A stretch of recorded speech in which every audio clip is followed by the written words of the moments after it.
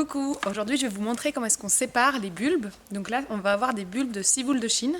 Ça fait 2 ans qu'ils sont en place. Donc par exemple on prend celui-là, il vient de passer l'hiver dans le système.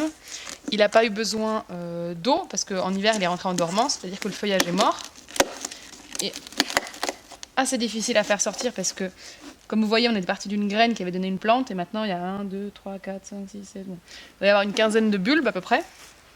Et donc il n'y a plus assez de place dans ce pot, donc on va les séparer. Voilà. On voit qu'il y a toutes ces racines qui ne sont pas blanches, ce sont des racines mortes. Donc c'est normal parce qu'il est rentré en dormance, donc il fait du nettoyage. Donc ces racines mortes, on va les enlever. Hop, ça c'est inutile, donc on les coupe. Ça part au compost. Ça sent très fort l'ail parce que la ciboule de Chine, c'est vraiment une plante, ça ressemble à la ciboulette, mais ça a vraiment un goût d'ail. C'est délicieux d'ailleurs. Ensuite, pour séparer les bulbes un par un, on va tout enlever directement du pot. Alors parfois c'est un peu compliqué, donc j'essaie de faire sortir les pierres qui coincent en premier.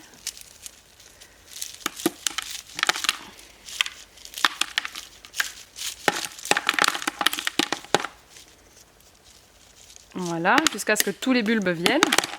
Donc le pot, je vais le garder parce que ça on le nettoie à l'eau claire et au soleil, on réutilise. Et là on a notre masse.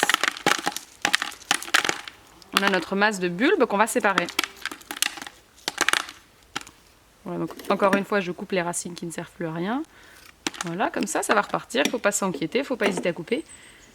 Et tout simplement, à la main, on vient séparer les bulbes. Et chaque petit bulbe va être replacé dans un pot et va à son tour se séparer et faire des nouveaux bulbes. Et comme ça, vous pouvez le faire chaque année ou tous les 2 ans. Là, en l'occurrence, ça fait 2 ans qu'ils étaient en place. Et vous avez de plus en plus de plantes. Une fois de temps en temps, vous récupérez les graines et vous repartez de graines quand même. Voilà, donc ça je les garde, je vais les nettoyer à l'eau claire et je vais les replanter.